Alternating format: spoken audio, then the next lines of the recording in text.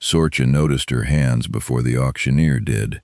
She was standing at the long registration table in the east foyer of the Aldermere Grand, signing her name on the guest manifest, and the woman behind the table glanced down and then away so quickly that it barely registered as a look. It was more the kind of adjustment a person makes, a slight rearrangement of attention, when a thing they have seen disturbs a category they had already assembled. The foyer was warm and loud, crystal hung from every fixture. Sorcha had been on her feet for 11 hours. She capped the pen and moved toward the ballroom. The woman beside her at the registration line was wearing a bracelet that had probably cost more than Sorcha's car. The man behind her was in a suit that had been built around him specifically. Sorcha was wearing a dress she had bought 8 months ago from a clearance rack in the city and had not worn since. And it was not wrong exactly, but it was the kind of almost right that a room like this one could identify in under 4 seconds. She found a table near the window and sat down. She set her evening bag on the white linen and placed both hands flat on the table, and then, after a moment, put them in her lap where the tablecloth covered them. The scars ran from the base of her left thumb across the palm and up along the inside of the wrist. The right hand carried 2 parallel tracks along the first and second knuckles, old enough to have gone silver and smooth, but recent enough in her memory that she still sometimes woke reaching for something that was not there. They were not wounds she thought about often. They were simply part of how her hands worked now, and her hands worked very well. A man 3 tables away was watching her. He was somewhere in his mid-60s, upright in the particular and undemonstrative way of someone who had spent decades learning that a straight back was not performance but economy. His hair was silver and close-cropped. He wore no insignia that night, nothing on his lapel, no service pin or commendation ribbon. He was holding a glass of water, and he had not drunk from it in some time. When Sorcha's hands came up briefly above the tablecloth to accept a menu from the server, the man set the glass down. He did not look away. His expression was not surprise. It was the specific and settled quality of a person who has just confirmed something they already suspected, and the confirmation has implications they need a moment to think through. 1 table to his left, a man named Gregor Vass was already laughing. Sorcha did not know that yet. She was reading the menu. Before we go any further, if you have ever sat in a room where your history was visible to exactly one person and invisible to everyone else, drop "stayed at the table" in the comments and hit subscribe, because what happened next in that ballroom took 3 hours to unfold and much longer than that to understand. The charity auction at the Aldermere Grand was an annual event in aid of the Carnmore Veterans Recovery Trust, a foundation established 11 years earlier by a retired city council member named Hestia Caulfield, who had a son who came back from 2 overseas deployments with no outward injuries, and who died by his own hand 14 months after discharge. The foundation ran a residential support house in the north quarter of the city, a document archive for service families, and a small grant program for veterans in crisis. The auction raised between $60,000 and $90,000 per year depending on the economy and the quality of the lots. This was the 11th such event. The ballroom held 140 people, and it was full. Sorcha Callahan was 38 years old. She was wearing a green dress that had been marked down to $43. She had driven 90 minutes to get there because the Foundation's archive had held, for the past 4 years, a collection of letters and field journals belonging to a man named Private Donald Reardon who had died 12 years earlier in a training accident at Camp Ferrot, and Donald Reardon had been her younger brother. The archive existed because Sorcha had filled out the intake forms, donated the materials, and paid the annual preservation fee every year since, which cost her $270 a year, and which she paid in installments because her nursing salary at the Grasmere County Public Clinic did not leave room for larger disbursements in any given month. She had not come to the auction to bid. She had come because the Foundation had written to her in October to say that the archive room was facing a potential closure due to operating costs, and that attendance at the fundraiser by donors of record would be noted and appreciated. She had taken a personal day. Gregor Vass was 61 years old and had been in commercial real estate development for 30 years, and had, by his own account at dinners very much like this one, given generously to a variety of causes, and would continue to do so as long as the causes continued to merit his attention. He was 2 tables away from Sorcha, and he was the kind of man who measured rooms by who recognized him when he walked in. Several people had. He was in conversation with a woman named Philippa Stend who sat on the Foundation's events committee, and he had already made a remark about the table placements that implied he expected to be closer to the front. He had a glass of scotch. He had been drinking since 7. Sorcha did not know who he was when she looked up from the menu to find him looking at her table. She did not know him by name or by reputation. She knew him by category, the way you know a certain kind of weather when you see the light change before the clouds arrive, and she looked back down at the menu and ordered the salmon. The auction was scheduled to begin at 8:30. Between 6:30 and that point there was dinner, and between dinner and the end of the night there were toasts and the keynote address from Hestia Caulfield herself, who was 73 now and who had the particular composure of a woman who had already survived the worst thing that could happen to her and had decided to build something in the place where the grief had been. The silver-haired man at the table to Sorcha's left was a retired general named Anselm Quaid, though no one in the room had introduced him as such. He had come because Hestia Caulfield had written to him personally, and because he had known Donald Reardon's commanding officer at Camp Farrote, and he had come to make a gift to the Foundation in his own name, and in the name of the men who served in the Farrote garrison. He had not mentioned any of this to the Foundation staff. He had not mentioned it to the table beside him. He finished the glass of water and signaled for another, and kept his attention on the woman in the green dress who had just put her hands back in her lap, and he thought about a photograph he had seen 12 years ago in a duty officer's report, a photograph taken at Camp Farrote 6 weeks before the accident of a nursing specialist with extraordinary hands. Gregor Vass said something to Philippa Stend that made Philippa look briefly at Sorcha's table and then direct her attention elsewhere with a decisiveness that was almost audible. Sorcha heard it, not the words, the silence that replaced them. She had heard that silence in a great many rooms over the years, and she had learned what it meant, and she did not change her posture. The first thing Gregor Vass said directly to Sorcha was said across 2 tables at a volume that was carefully calibrated to reach everyone within range, without appearing to be addressed to anyone but her. It was the kind of volume that men who have been agreed with for a very long time learn to use, the kind that makes the air around the speaker briefly his. He said that the registration desk had mentioned the lots included a collection of military letters, and he asked whether those would appeal to someone whose only qualification for bidding was apparently decorative. He said it with a smile that had just enough of the right shape to make it deniable as anything other than a joke.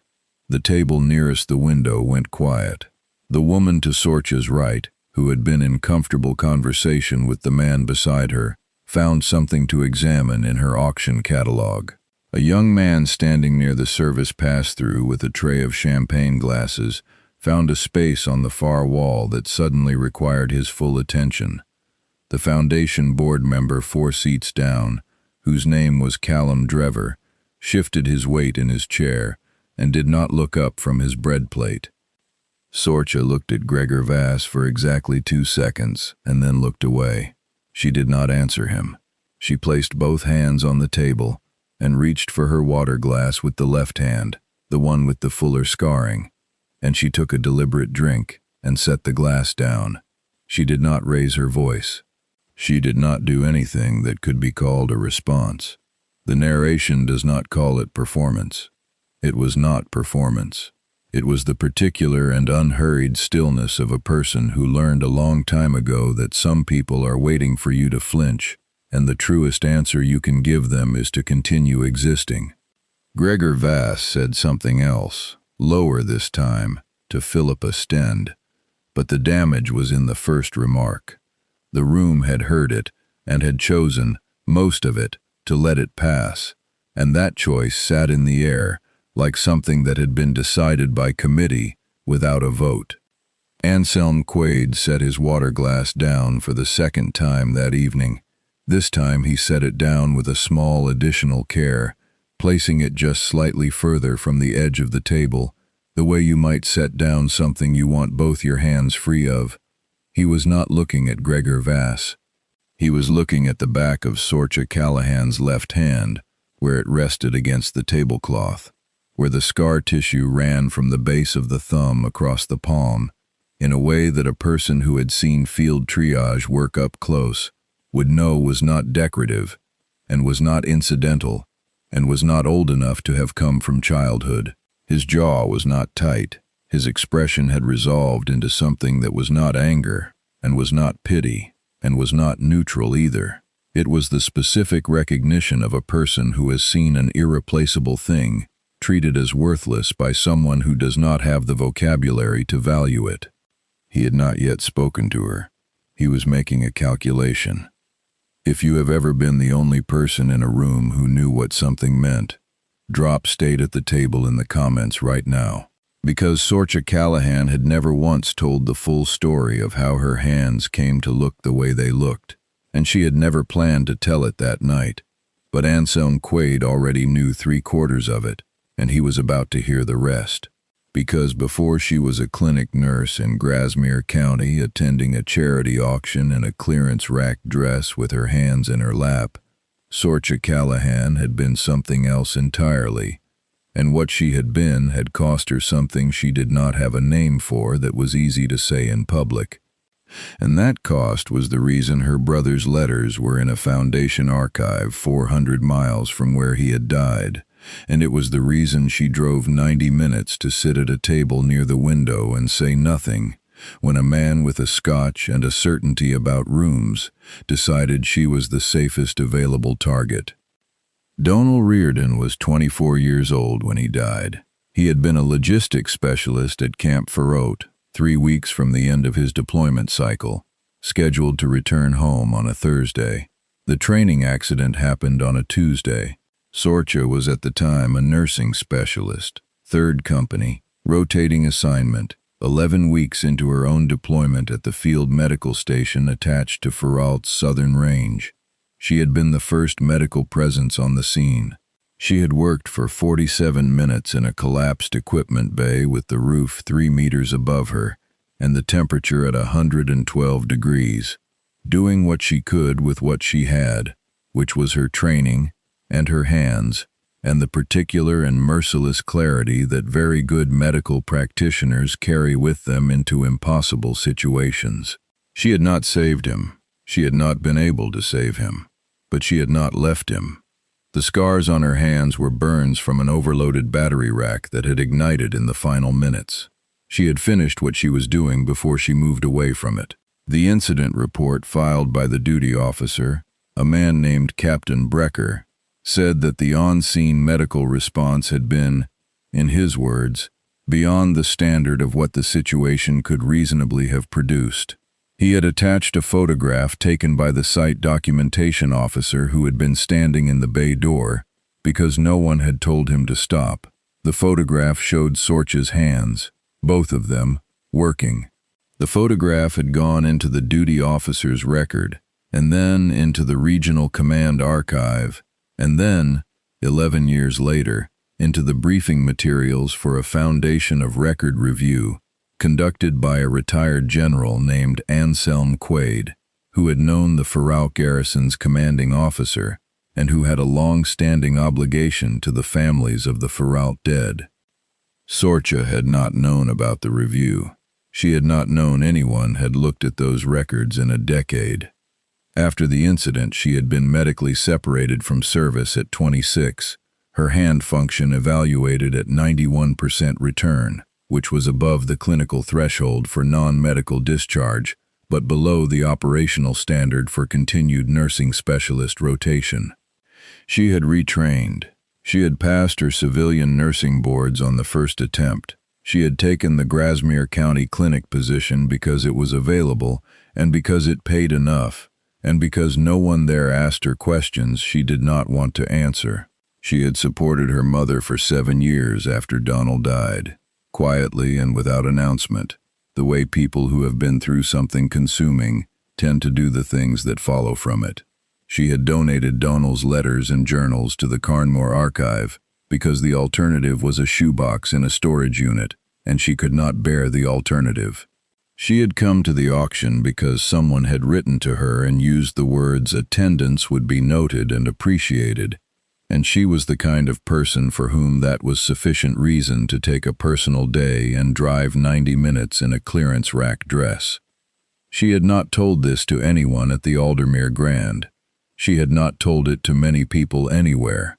The last person she had told any part of it to was a counselor at the Veterans Support House connected to the Carnmore Foundation, a woman named Dr. Eustace, who had sat with her in a room with bad fluorescent lighting and a window that faced a parking garage, and had listened to the whole of it over 4 sessions without writing anything down until the end of the 4th session, when she had said, very plainly, that Sorcha had been carrying a professional verdict about herself that was 12 years old and had been authored by an administrative process rather than by anyone who had been in that equipment bay.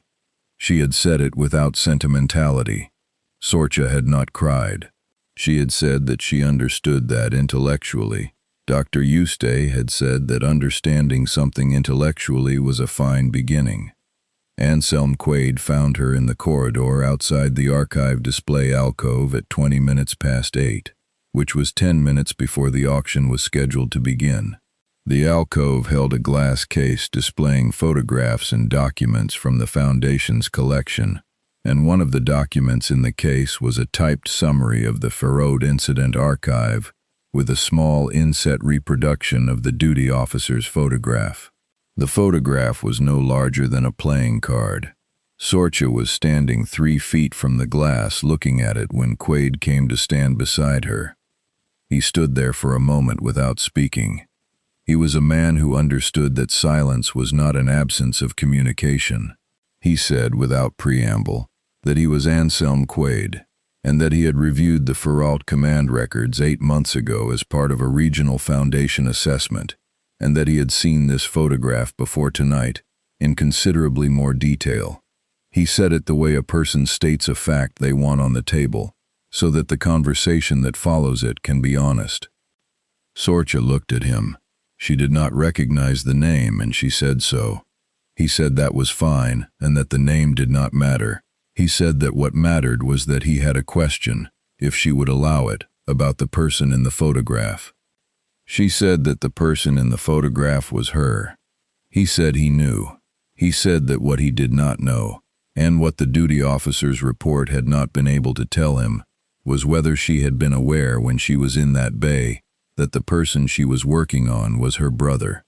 The corridor was empty. The noise of the ballroom was a low, consistent pressure behind the wall.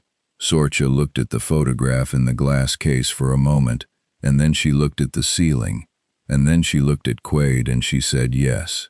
She said that she had known from the first minute. She said she had looked at the injury pattern and assessed it and continued working because that was what the situation required, and because the alternative to working was not an alternative she had been able to locate in herself at that moment. She said she had not included that information in any formal account because it would have changed the nature of the administrative review, and she had not wanted it to change the nature of the administrative review. She said she did not want the 47 minutes to become something other than what they were, which was simply the last amount of time she had with him, and the only thing she had been able to give him. She said this mostly to the glass case. Quaid did not respond immediately. He was the kind of man who waited until he was certain what he needed to say. After a moment, he said that he wanted her to know that the Foundation of Record Review had submitted a supplementary commendation recommendation to the Regional Command Authority 8 months ago, and that it was currently in the final processing stage. He said that her discharge classification was under parallel administrative review.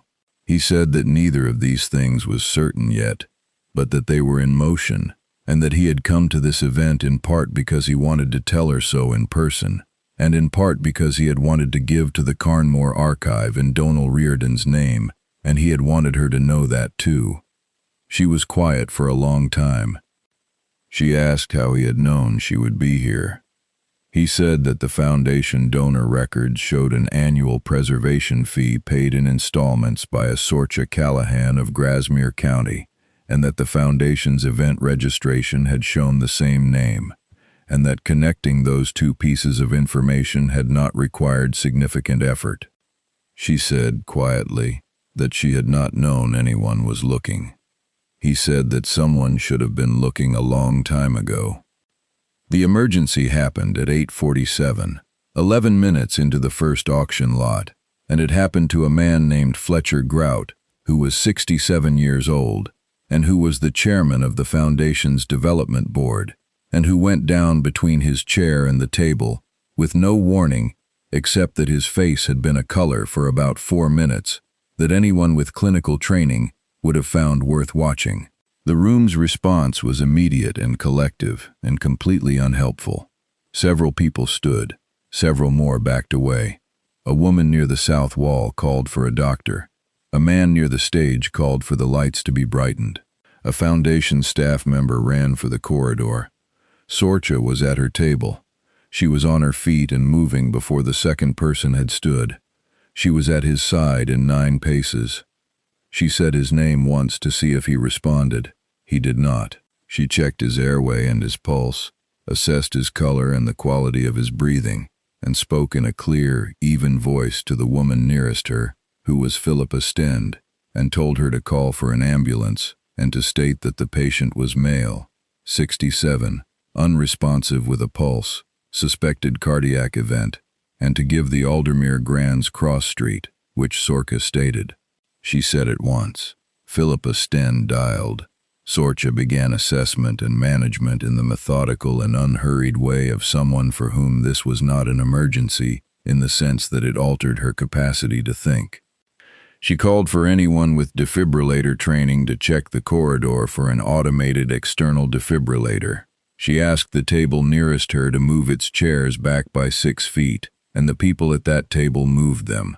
She spoke to Fletcher Grout without stopping her work, the low, steady voice that a person uses, not because it affects outcomes directly, but because the particular and documented quality of a calm human voice, in close proximity to someone in distress, is not irrelevant to the physiology of the situation. She told him where he was and that he was being cared for and that he should try to breathe slowly. He had a pulse throughout. It was inconsistent and his color was poor, and his breathing was shallow and effortful, but he was present, and she kept him present. The room was absolutely still. The 139 people who were not Fletcher Grout or Sorcha Callahan stood or sat and watched her work, and the room that had been loud and warm and full of the comfortable noise of money at rest was now silent in the way that rooms become silent when they understand that something real is happening in them. Gregor Vass was at his table 4 feet from where she knelt, and he had not moved, and he was not making any sound. Callum Drever was standing near the stage with his hand on a support column. The young man with the champagne tray had set it down on the nearest flat surface and was standing with his hands at his sides. Anselm Quaid had come to the ballroom door when the call went up, and he stood in the doorway watching, and he did not move into the room because there was nothing in the room that required him, and the space around Sorcha Callahan required to remain unobstructed. The ambulance arrived in 14 minutes. In the interim, she managed the situation without raising her voice once. When the paramedics came through the ballroom doors, she gave them the handover in the standard format: patient age, history as she knew it, event timeline, current vitals and interventions, crisp and sequential, and stepped back when they arrived at the patient's side and let them work. Fletcher Grout was taken out on a stretcher with oxygen and a cardiac monitor, and he was conscious and speaking by the time they moved him through the east foyer. He reached the hospital stable. He was discharged 4 days later. Sorcha stood at the edge of the cleared space and looked at her hands for a moment. Both of them, the way you look at tools after they have done what you needed them to do.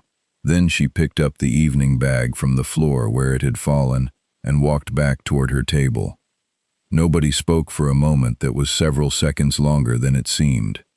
Then Hestia Caulfield, who was 73 years old and had the composure of a woman who had already survived the worst thing, stood up from the head table and began to applaud. And it was not the kind of applause that fills a room with noise. It was the slow and deliberate kind that begins with one person who is certain they are right, and the room joined it in increments. Sorcha sat down. She did not acknowledge the applause. She placed both hands on the tablecloth. Gregor Vass was 3 tables away. He stood up at some point during the applause and crossed the distance between his table and hers, and he stood at the edge of it, and the posture of a man who has been agreed with for so long that the capacity to hear no atrophied is a particular posture, and it was the posture he was wearing as he stood there, and it did not fit well anymore. He said her name. He said he owed her an apology and that his remark earlier in the evening had been inexcusable, and that he said it knowing it was insufficient. He said it without embellishment. The sentence had no ornament. Sorcha looked at him. She said that she appreciated him saying so. She did not say anything else. She did not offer him absolution or ease or anything that would have made the moment smaller than what it was. She did not do it unkindly. She simply did not do more than the situation required. He nodded and went back to his table and did not speak again for the remainder of the evening. Anselm Quaid came to her table after the room had resettled, and he sat down in the empty chair to her left without asking whether he should. He sat there for a moment, and then he said, quietly, that she should know that the commendation review and the discharge reclassification were not gestures and were not courtesies. He said they were long-standing debts that had gone unserviced, and that the foundation of record intended to service them in full. She looked at the tablecloth. She said that what she had done in that equipment bay was not extraordinary. She said she had been a nursing specialist doing what nursing specialists do, and that the only difference was who the patient had been, and that even that was not something she could honestly call extraordinary because the only option had been to work, and so she had worked. Quaid said nothing to that. He recognized the particular and deliberate modesty of a person who has had a long time to decide how to carry a very heavy thing, and he did not argue with it. The auction continued at 9:15. Lot 12 was described as a collection of wartime correspondence and field journals donated by a family of record and preserved since the archive's 3rd year of operation. It sold for $4,200 to Anselm Quaid, who submitted the bid on a card without raising his hand. The catalog entry, which Sorcha had not seen before that evening, listed the collection as the Donal Reardon Letters, donated by S. Callahan in the name of Private Donal Reardon, and the word donated was not accurate because it left out the installment payments, but the name was there, and it had been there in the catalog for 11 years, and she had not known. She read it twice. The formal commendation arrived 3 months and 11 days later by certified post at the Grasmere County Clinic, addressed to Sorcha Callahan, nursing specialist, rank designation restored. The letter was 2 pages, and it was written in institutional language, and it said, in institutional language, that the facts of the Farode incident, as reviewed by the Foundation of Record and the Regional Command Authority, warranted formal recognition that had not been appropriately rendered at the time of the original administrative determination, and that the determination of record was hereby amended to reflect the commendation attached. The commendation, it was signed by 3 names, the last of which was Anselm Quades. The clinic administrator, a man named Harvis Blunt, who had known Sorcha for 6 years without ever once asking what she had done before she came to Grasmere, saw the letter on her desk 2 days after it arrived, because she had left it face up without intending to, and he read the first paragraph and set it down and looked at her and said, very quietly, that she might have mentioned it. She said she did not think it would have changed anything about the work. He said that was probably true. He looked at her for a moment and then went back to his office, and in the afternoon he sent a facilities request to have her name added to the clinic's staff recognition board, which was a laminated sheet on the wall of the waiting room that had not been updated in 4 years. A year and 3 months after the Aldermere Grand Auction, the Carnmore Veterans Recovery Trust opened a second archive room in a building they had purchased with a development grant co-signed by 2 board members and 1 anonymous institutional donor. The room was 42 square feet, with temperature-controlled shelving, and a reading station with adequate light. The foundation named it. They wrote to Sorcha to ask what name she would like. She wrote back the same week on clinic letterhead and said she would like it to be called the Donald Reardon Reading Room, and that she did not need her own name anywhere in connection with it, and that if there was a plaque she would prefer the plaque to say the room was for anyone who had been shaped by someone they could no longer ask questions of. The plaque said exactly that. It was installed on a Thursday.